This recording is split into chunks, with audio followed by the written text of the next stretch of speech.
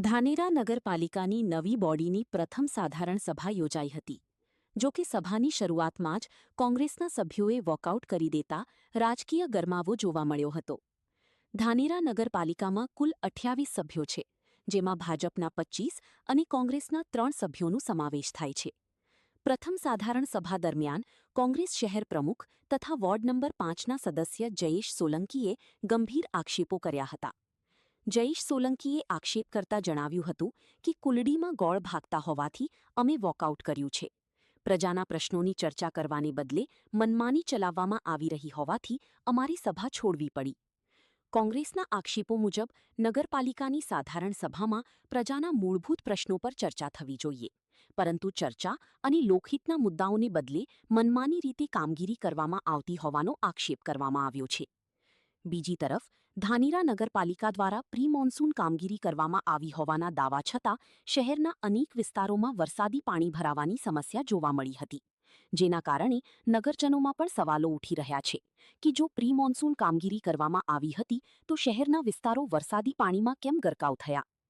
પ્રથમ સાધારણ સભાની શરૂઆતમાં જ કોંગ્રેસના સભ્યોના વોકઆઉટને કારણે ધાનેરા નગરપાલિકાની રાજનીતિમાં ગરમાવો આવ્યો છે.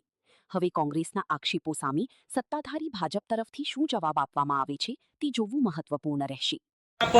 ત્રણે કોંગ્રેસના બહિષ્કાર કરીને બહાર નીકળે છે, શું કારણ છે? આજે પ્રથમ સાધારણ સભા છે અને જ્યારે સાધારણ સભ્ય હોય તો ત્યારે વિપક્ષના કોઈ પ્રશ્ન હોય કે જે મેમ્બરો હોય 28 મેમ્બરની જવાબદારી હોય છે કે એના વિસ્તારનું કામ લે, એની જવાબદારી હોય છે. ત્યારે અહીંયા કોઈ પણ જાતની ચર્ચા નથી થતી. એમને એમ ખાલી ફક્ત બહાલી આપવામાં આવે છે, એક તરફું બોર્ડ ચલાવવામાં આવે છે. એનો મતલબ શું છે? એમને કોઈનું કોઈ ખોટું કામ કરવું છે એટલા માટે કે જાહેર નથી કરતા, અથવા તો એમને બોર્ડ ચલાવવું હોય તો સંપૂર્ણપણે માહિતી આપે. જે કયું વસ્તુ જો આજ કામગીરી થઈ છે, કઈ ગ્રાન્ટોમાં તમે કામ લીધું છે, શું કરવાનું છે, શું કરતા નથી. આજે ઘણી વિસ્તારમાં ઘણી સોસાયટી એવી છે જે અસ્તિત્વ નથી, એનું હજી સુધી કોઈ એને નથી થયું. ત્યાં ભૂગર્ભની લાઈન નખાય છે અને જ્યારે જૂનાગઢમાં 1 થી 5 વોર્ડમાં જ્યાં ભૂગર્ભની લાઈનો તૂટી ગઈ છે, એના ઢાંકણા તૂટી ગયા છે, એ કોઈ કરતા નથી. માણસો ખાડામાં રહેવા ચાલવા તૈયાર છે, તે સોસાયટીમાં ચાલે છે. અને જે નવી સોસાયટીઓ છે જે નથી અસ્તિત્વમાં આવી, ત્યાં રોડ રસ્તા બને છે. તો એક તરફી આ પહેલા જ બોર્ડમાં એમને ઇનથી ખબર પડી ગઈ છે કે એમને ફક્ત ને ફક્ત ભ્રષ્ટાચાર કરવો છે, એના સિવાય બીજું કશું કરવું નથી. બાકી આ બોર્ડમાં એમને સંપૂર્ણ ચર્ચા થવી જોઈએ. જ્યારે એક તરફી થતું હોય તો મતલબ શું? એનું વંચાણ ખર્ચના હોય વંચાણ નથી લેતા, નથી તો એમને જે આયોજન કરવાનું તો મતલબ શું બોર્ડ બોલાવવાનો?